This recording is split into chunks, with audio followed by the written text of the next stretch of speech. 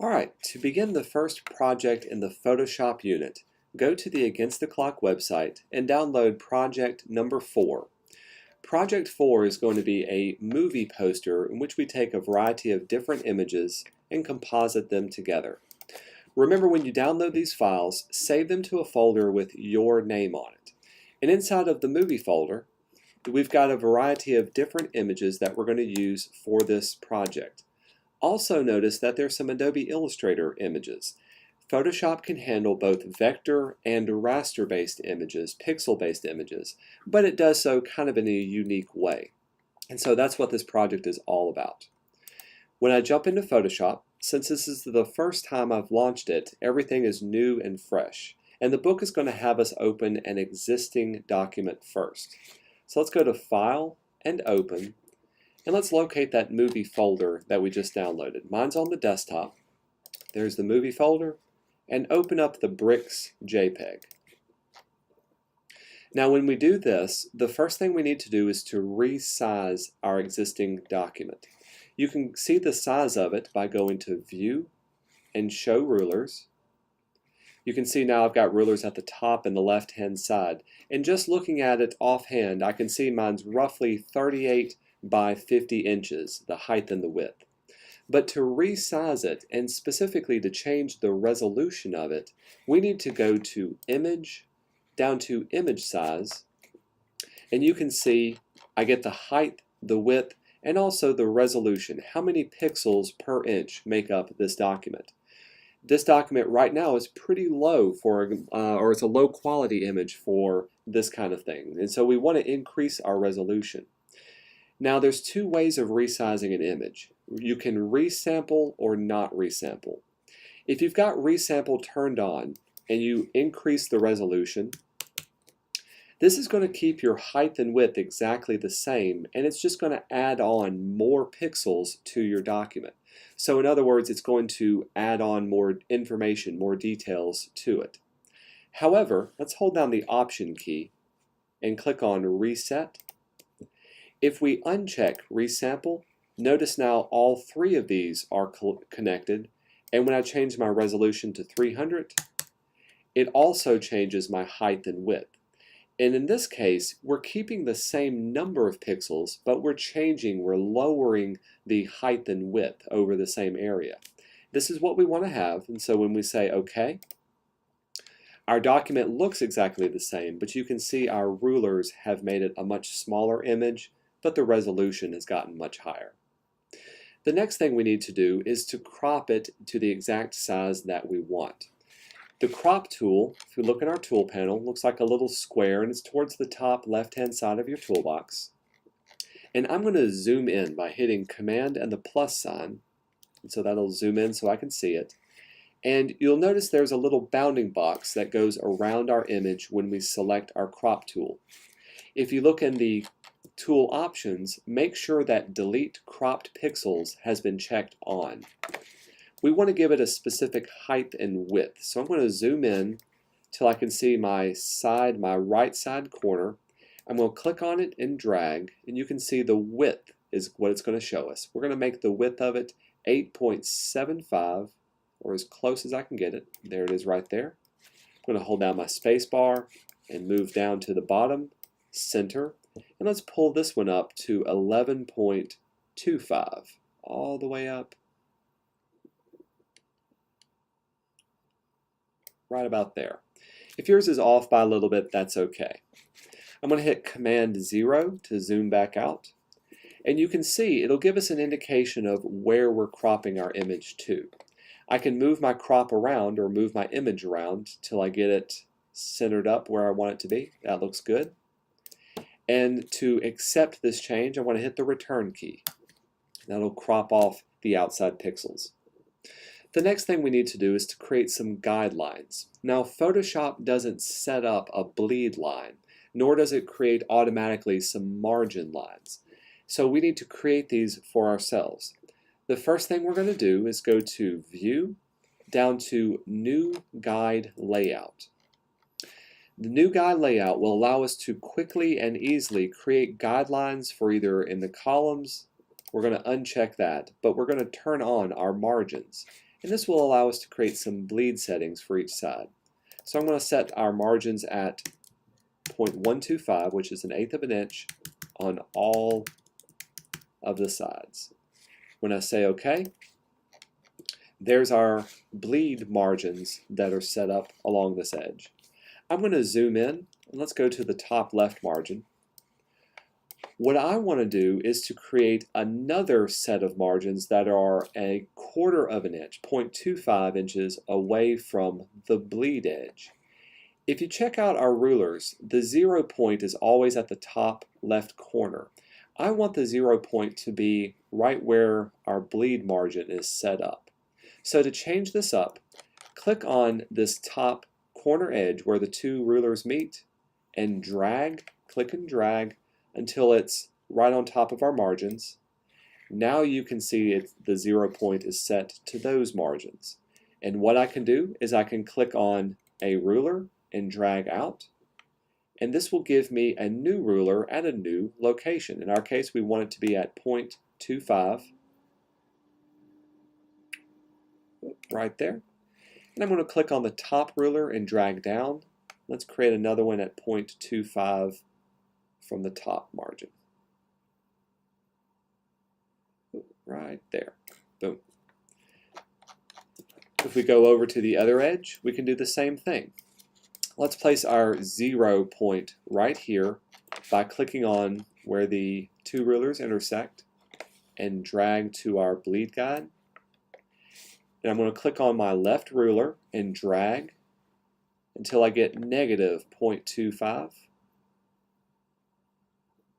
or as close as possible. Right. We'll say right about there. If it's off by a little bit, I'm okay. Finally, let's go down to the very bottom. Again, I'm holding down my space bar, and that allows me to move very quickly and very easily. And let's put a 0 point right here on this bottom right edge. So click and drag. There's a 0 point. I'm going to click on the top ruler, drag down till it's negative 0.25. Right there. If we want to return our 0 point back to its original location, you can double click on this, the intersection, and that'll put the rulers back to the top left-hand corner. Now would be a good time to save our file, so we can go to File and Save As. I'm going to give it the name of Aftermath, and we're going to change our format from a JPEG to a Photoshop document. Photoshop documents will allow you to save all of the layers that we're going to be later adding on to our image. So we'll hit Save, and that PSD file has now been created. Let's place another image into this existing file. We can go to File and Open, and let's locate the Storm JPEG. There it is. Say Open. Now when this opens up, check out what we have at the very top left-hand corner. The Storm JPEG is in its own image, and the Aftermath is in its own image tab by itself. And so they're both docked together. So make sure you've got the Storm JPEG selected. The other one's still open, it's just in a different tab. Think of it as like in a web browser, you've got two different tabs that are open. Now this image, if we go to Image, Image Size, you can see is pretty large, but the resolution is much smaller than the 300 pixels per inch we had before, and that's okay. We'll hit Cancel. I want to be able to drag this image into our Aftermath Photoshop file. To do this, I need to see both of them at the same time. We can go to Window, Arrange, and let's choose 2 up vertical. This will put both of the images side by side. I can now use my Move tool, and the Move tool looks like the little cross arrows at the very top of your toolbox. With that selected, I'm going to click on the Storm JPEG and drag it into the Aftermath Photoshop document. When I let go, it's now inside of it, and check out our layers. It created a new layer inside of it that has just this image on top of it. If I was to save our Aftermath Photoshop document now, we can go to File and Save. It gives us this little warning saying to maximize compatibility. This is always a good thing, so we can just say OK to that, and we've got it now saved with all of the different layers that we're working in. Now let's select part of an image and bring it in. We can go back up to View and choose Fit on Screen, and this will bring up our entire image. Actually, what I'm going to do is just close out our Storm JPEG so we can see the whole thing. We'll go to File and Open, and let's open up our Skyline JPEG. With this one, we don't want to have the entire image, we just want to select a portion of the image. To do this, we're going to go to Rectangular Marquee, and the marquee is next to the Move tool, so it looks like a little square. Notice that there's also an elliptical and single row and column. We're just going to use the rectangular marquee for now.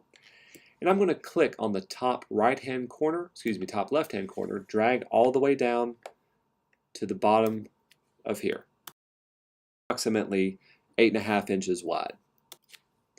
Now this marquee is telling Photoshop to only work within these selected pixels, and I can move this marquee around by clicking on the inside of it, and I'm going to drag it till it gets to the center of my document. Right about here. I'm just kind of eyeballing it for now. Now if I don't want to select an area, let's say I wanted to get rid of some of this water down at the bottom. If you look at the top of your control panel, you've got 4 different modes you can work in. The default mode, the normal mode, will always make a new selection. You can add on to the selection by selecting this one, or we can subtract away by selecting this third option, which subtracts from the selection. With that selected, notice now my marquee has a little minus sign to it. If I click and drag, I can select the bottom portion of the water, and when I let go, it erases away that portion of the selection that I have on my marquee. It's a simple copy and paste. So let's go to Copy, Edit and Copy, Command C. We'll select our Aftermath Photoshop document, then go to Edit and Paste, and now it's pasted into here. And you can even see in my layers it has its own layer by itself. The third image we're going to place will be a vector file. Now when you place vector files, we've got to convert those vector information into rasterized pixel information.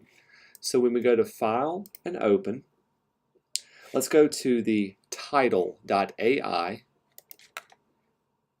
We'll say Open. It's going to give us a dialog box to say, hey, how do you want to import this? How do we want to convert those vector lines into pixels by itself? And to do this, we're going to give it a specific height, width, and resolution. So our width is going to be 8, which will automatically adjust the height of it to 2.6. And the resolution we're going to keep at 300 pixels per inch. When we say OK, this opens up our image, and notice now that it has its own layer and everything is nice and pixelated. In the background, you'll notice that there's a checkerboard pattern. That simply means that that's a transparent background. There's no image information. It's not white, it's not black or gray, it's simply no pixels.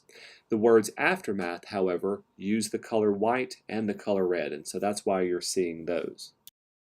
Quickly select everything that's in here. We're going to go to Select, down to All. And this will put a marquee around everything that we have. Then we can go to Edit and Copy.